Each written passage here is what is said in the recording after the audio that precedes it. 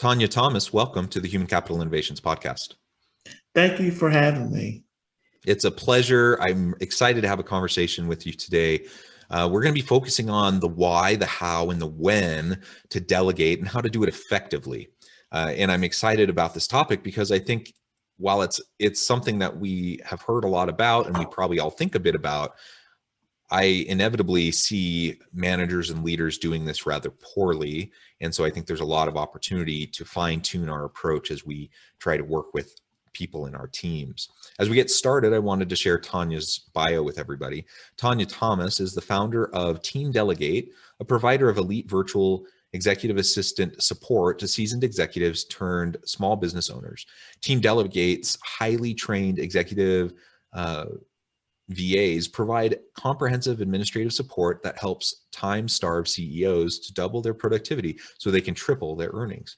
Tonya has been featured in national media, including Entrepreneur and Black Enterprise. She has spoken at women's business events as well as been invited as a guest on podcasts. Her company has provided executive virtual assistant support to entrepreneurs and small business owners for over 20 years, helping CEOs grow their teams from 1 employee to 50, lead multi-million-dollar revenue growth, and freeing up their time to oversee major expansion projects. Tonya resides in Dallas, Texas with her husband and 2 sons. In her spare time, she enjoys walking, reading, and watching her favorite television shows and movies.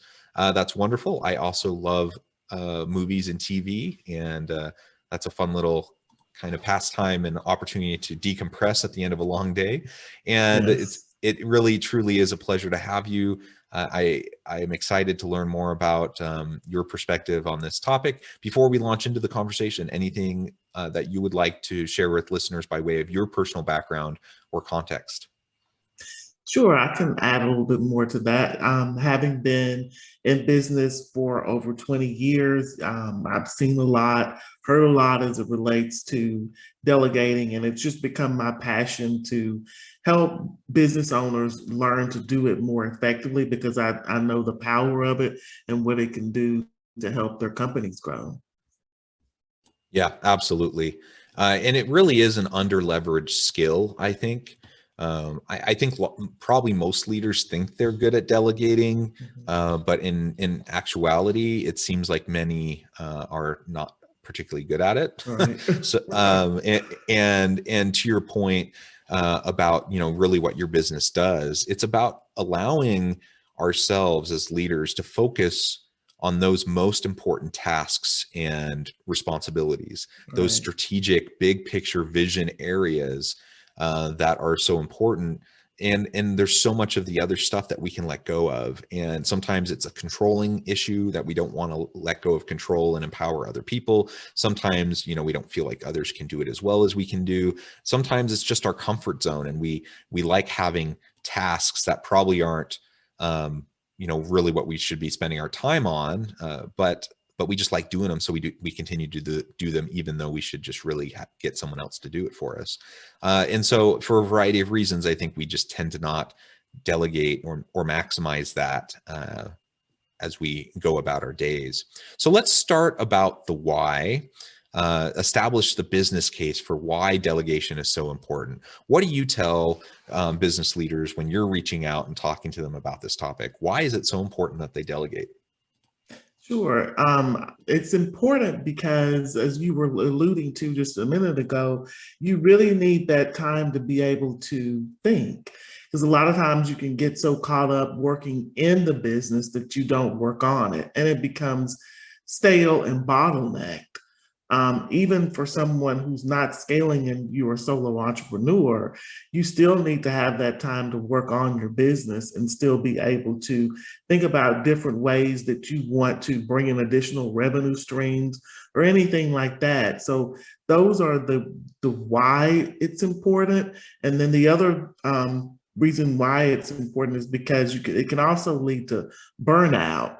If you're trying to do everything yourself, you can head down that road too. So those are the reasons why I always tell people that I think that it's important that you do it. Just to recap, so that it doesn't lead to burnout. And then also you want to think strategically about your business and how you can help it stay afloat and grow.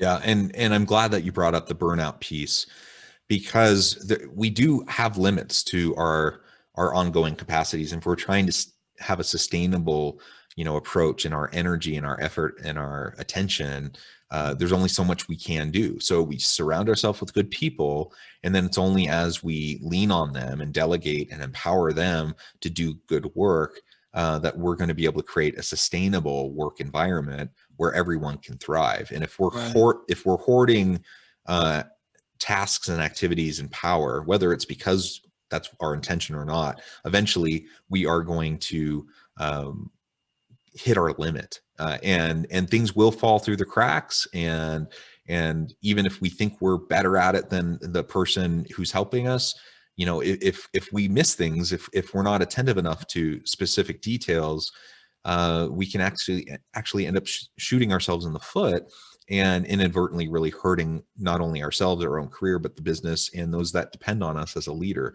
So for so many reasons, like avoid burnout, practice self-care, and be productive. And that requires us to delegate, which is good for us. It's good for the business. Absolutely. So let's talk a little bit more now about the how. How do we go about delegating effectively? And what are some of the roadblocks or some of the pitfalls that you see people falling into? Good question. So a lot of people don't really know how, and I talk to people all the time, and they know that they need to do it, so they've reached that point. But then it's like, okay, where do I begin? How do I do this? I don't even know what to give.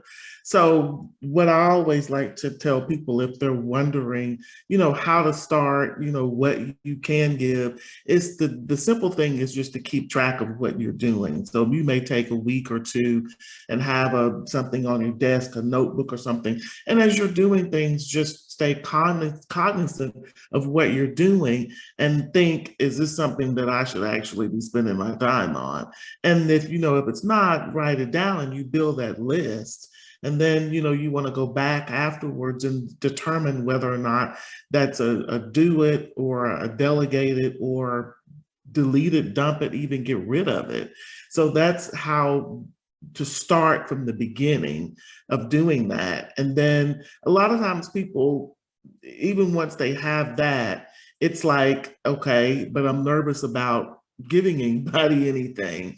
So then the next thing is, start small, start with something that you are comfortable with handing over to someone else, that it's going to help you, but it's not something that it's so impactful, maybe that's dealing with clients or something like that, but something that can be done behind the scenes that they can do. Start there, start small, helps build that level of trust by doing that. And then the other thing is communication. You want to be, whoever you're working with and delegating to, you want to build that relationship with them. That helps with the trust too. So stay in communication. In my world, it's virtual, so obviously they can't see the person. So have your virtual meetings by video, meet at least weekly, a little bit more in the beginning if you can, and that helps break down that barrier also.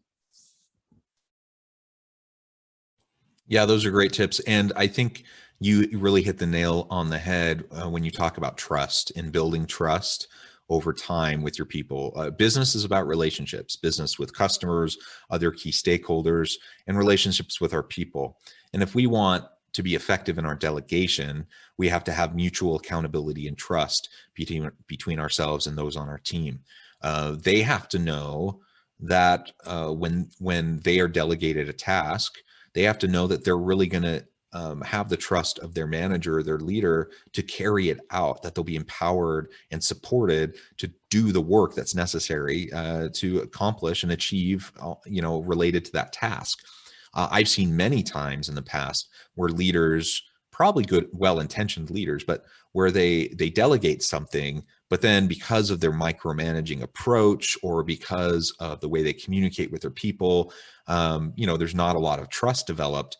And the person who has been delegated to they've learned over time that no matter what they do, the boss is just going to come in and redo everything they did anyways. And when that kind of a dynamic exists, what ends up happening is your people put in a minimum level of effort when something's delegated to them, because why even try? Why even put forth the effort to really do great work when your boss doesn't value your work? They don't believe in you, they don't trust you, they don't support or empower you, and ultimately they're just going to micromanage you and redo everything they asked you to do in the first place. That's a toxic environment. I've seen it so many times in different organizations. So that's trust on the end of, your people need to trust you. And of course, you need, as the leader, to develop trust in your people so that you can, over time, feel more and more comfortable handing off more and more complex tasks and activities to your people. So the responsibilities that you share are meaningful opportunities, not just busy work, not just, some low level type of thing that you don't want to be bothered with. While it's certainly appropriate, for an organizational leader to not get into the weeds and do the grimy work that needs to get done in the business, it's also a really great way to build rapport and trust with your people if you're seen at least as someone who's willing to, on occasion, roll up your sleeves and work alongside them and support them and mentor and coach them, and that you're not too good for any work that needs to get done, especially when it's an all hands on deck kind of a situation. So we need to find that balance between being supportive but not micromanaging, being willing to roll up our sleeves and get to work even on the crummy work that needs to be done, while most of the time delegating things so you can focus on the highest priorities of the business. And I'm not sure there's like an easy answer to that. And ultimately it comes down to the dynamics of your team and the particulars of what you're trying to accomplish as an organization. But if we can stay, aware of that, if we can acknowledge it and stay attuned to that delicate balance that we have to strike, and that we, in my mind, probably err, if we're ever going to err on the side of leaning into delegation and empowering and trusting and giving opportunities for your people to grow and develop. If that's the context and the environment that we create in the workplace, it's going to be a much improved environment and opportunity for our people to thrive. Right, and I totally agree. And if someone is doing the micromanaging, obviously they're not getting the benefit from the delegating either. They're not going to reap the benefits because it's still like they're so involved, they're still actually doing it. So there's not going to be that extra time to be able to focus on the higher level things because you're still in the midst of doing what you were doing before. So that was a good point that you brought up. And it's hard sometimes for some people to let go. That's just a tough thing, but they've got to decide what's the most important. Because I even dealing with that myself, sometimes, you have to think, okay, but yeah, in the end, what's the most important thing for me to focus my time here or stay here trying to make sure and micromanage this piece over here, and it's not going to let me get to my end goal of what I'm trying to accomplish. So that's what you just have to keep in the forefront of your mind to be able to not let go like you should. Yeah, absolutely. And so let's talk a little bit more about the when of delegating. It's kind of come up in what we've already talked about, but I think there is a time and a place when delegation, is more appropriate. I think kind of both of our defaults is, delegation is important. We should probably be delegating more. But there's probably a time and a place where we shouldn't be as quick to delegate, and then there's other times where we should definitely lean into it and do it more proactively. Correct. And so a lot of times I'll hear people too say, I don't, when is a good time for me to do it? I don't know, when I should start doing it. So some of the signs to look for is definitely you're getting to the end of the day and your to-do list hasn't gone down that much. You have things that you want to, goals and things that you want to accomplish, and specifically maybe a task or a project or an additional revenue stream or something that you're trying to do for your business, but that's been on the back burner for quite some time because you don't have time to get to it. That's another sign there. The feeling of being overwhelmed, that you just have so much going on that you can barely think, or you're wanting to grow your business, you're wanting to be able to bring on more clients, but you don't see that you have the bandwidth to do it. Those are some signs that it's time for you to delegate. That's a good time for you to start thinking about it, that you're ready to do it, because having that extra time, of course, there's 24 hours in the day. We can't work all those times, but if you're working 7, 8 hours a day, then you could have someone else come in and help, and that's going to double your productivity. So thinking about it along those lines too, but those are definitely signs to look for, that it's time for you to delegate. Excellent. I think those are really astute points, and ultimately it comes back to finding the balance that's right for you within your style, and within your team and your organization. We don't want to dump all of our stuff onto other people. And I've seen that happen too, where a manager, a leader, an executive kind of just shoves all of their work onto other people so that they, not so they free up their time so they can focus on more strategic stuff, but so they can free up their time to not work and then go golf more or whatever. So clearly that's not appropriate. Clearly we want to provide stretch opportunities for our people by delegating in meaningful ways and giving them an opportunity to show what they can do, and over time develop a rapport with them and a trust with them, so that we can, lean on them even more heavily in the future and help them develop for their next stage in their career. And sometimes, we're in crisis mode, and at that point in time, like, we need to be ready, the all hands on deck moments, we need to be ready to roll up our sleeves and dig in and work right alongside our people, even on the more tedious stuff that maybe normally we wouldn't be doing. But most of the time, it really is a good idea that we need to lean more on our people, and we need to leverage their capabilities and trust in them, that they're going to be able to produce and contribute in meaningful ways. And that's going to help us just be so much more productive in how we spend our time and what we're able to accomplish. Well, Tonya, it has been a real pleasure talking with you today. The time has flown by, and we're about to the end of the episode. But before we close, I wanted to give you a chance to share with listeners how they can get connected with you, find out more about your company and how you can assist them, and then give us the final word on the topic for today. Okay, sure.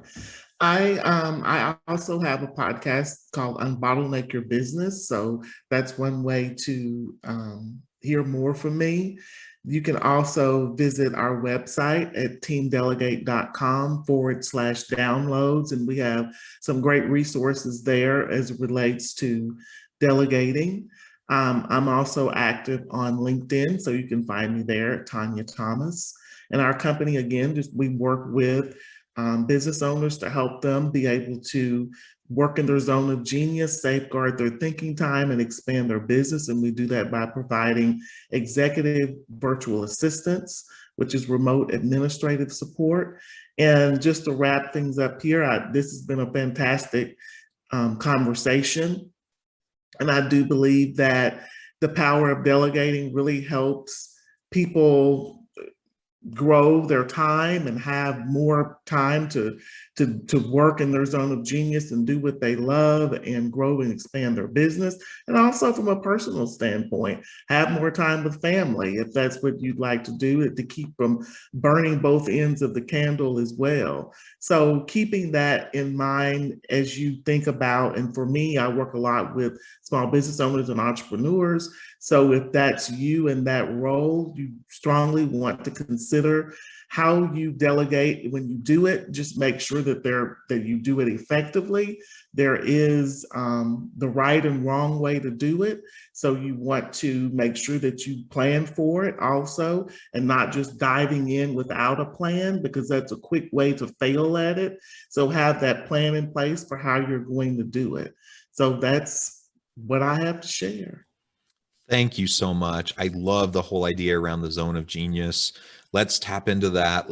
Let's be more effective delegators. I encourage listeners to reach out, get connected with Tonya, find out more about what she can do for you. And as always, I hope everyone can stay healthy and safe, that you can find meaning and purpose at work each and every day. And I hope you all have a great week.